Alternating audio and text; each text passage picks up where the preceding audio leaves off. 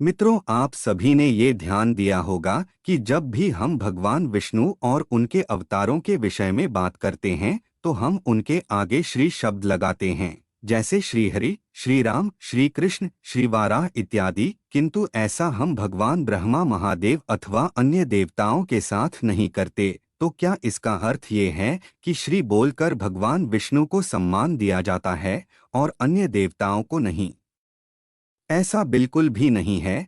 तो मित्रों, धर्मानुसार पर आपको हम इसके बारे में विस्तार से बताएंगे। ईश्वर, विशेषकर भगवान विष्णु के संबंध में एक भ्रांति ये है कि उनके नाम के आगे लगने वाला शब्द श्री सम्मान सूचक है। यही कारण है कि हम ये अपेक्षा करते हैं कि हम सभी देवताओं के आगे उसी सम्मान के रूप में श्री लगाएं।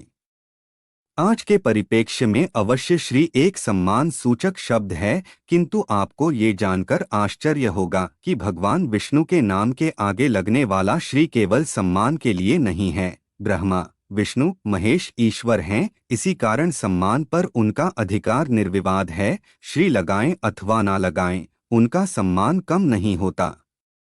किंतु वास्तव में श्रीहरि के आगे लगने वाले श्री का अर्थ है लक्ष्मी। आप सभी को ये तो पता ही होगा कि माता लक्ष्मी का एक नाम श्री भी है। श्री का अर्थ होता है ऐश्वर्य प्रदान करने वाली। तो वास्तव में हम श्रीहरि कहकर भगवान विष्णु और माता लक्ष्मी को एकाकार करते हैं। ये ठीक वैसा ही है जैसे भगवान शंकर का अर्धनारीश्वर स्वरूप है। अब श्रीहरि तक तो ठीक है, किंतु क्या श्री राम और श्री कृष्ण के आगे जो श्री लगता है वो सम्मान सूचक नहीं है? उत्तर है हाँ है, किंतु इन दोनों के नाम के साथ लगने वाले श्री का अर्थ भी माता लक्ष्मी का ही रूप है। जब हम श्री राम कहते हैं तो वास्तव में हम सीता राम कह रहे होते हैं। जब हम श्री कृष्ण कहते हैं तो वास्तव में हम रुक्मिणी कृष्ण कह रहे होते हैं। तो इस प्रकार दोनों के नाम में श्री लगाने का वास्तविक तात्पर्य इनकी अर्धांगिनी के नाम को भी इनके साथ जोड़ना है।